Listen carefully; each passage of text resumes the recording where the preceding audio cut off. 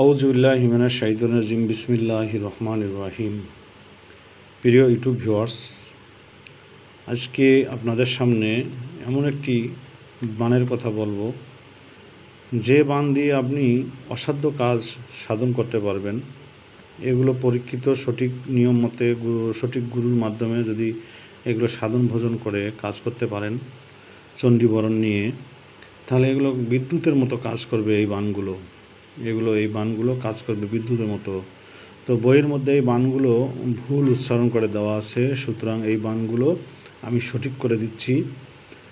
তো এই বানটি এটা দিয়ে হানাহানি বান, কলিজার মধ্যে হানাহানি অর্থাৎ মৃত্যু বানও এটা দেওয়া যায়। কাউকে কলিজার মধ্যে হানাহানি, কলিজার থেকে রক্ত পড়া বা ব্যথা লাগানো বান মারা যায়। এমনকি যে শয়তান জিনগুলো আসে না, পালিয়ে যায়, ধরা যায় না, সেই শয়তান জিনগুলোকে এই ত্রিশূল দিয়ে বান মারা যায়, তখন তাদেরকে আহত করা যায়। চালান জিন হোক বা তান্ত্রিকা জিন হোক, সেক্ষেত্রে এই কাজটি করা যায়। তো আজকে শুনি বানটি কি। এখানে 30 কোটি অথবা 30 কোটি বলতে পারেন।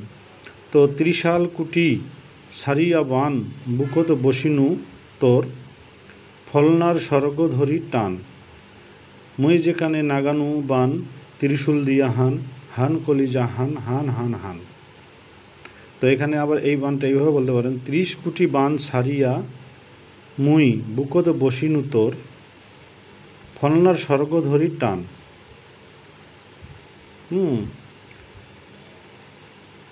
মুই যেখানে নাগাও বান ত্রিশূল দিয়া হান, হান কলিজা হান হান হান হান।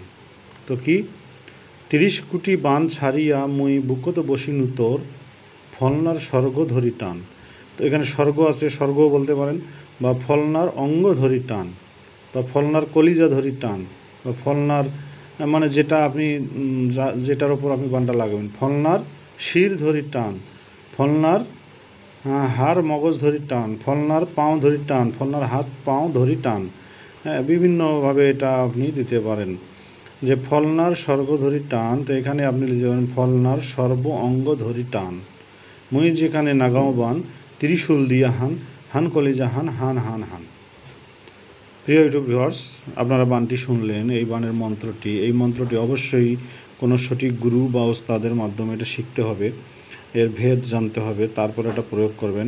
খবরদার এটা অন্যায় কাজে ব্যবহার করা যাবে না। আজকে যে আমি নিয়মটি দিচ্ছি, এই নিয়মটি হলো, কোনো রোগীর উপর জিন আসার পরে জিনটা চলে যায়, আর আসতে চায় না, সেক্ষেত্রে এই বানটি আপনারা ব্যবহার করবেন। সেক্ষেত্রে মাটিতে একটা মূর্তি বা শয়তানের আকৃতির ছবি আর্ট করবেন, অথবা কলার পাতার মধ্যে আর্ট করবেন। সেখানে ত্রিশূল হাতে দেবেন। ত্রিশূল হাত নিয়ে এই বানটি 7 বার পরে 7টি হানা দেবেন, বা 3 বার পরে 3টি হানা দিলেও কাজ হয়ে যাবে।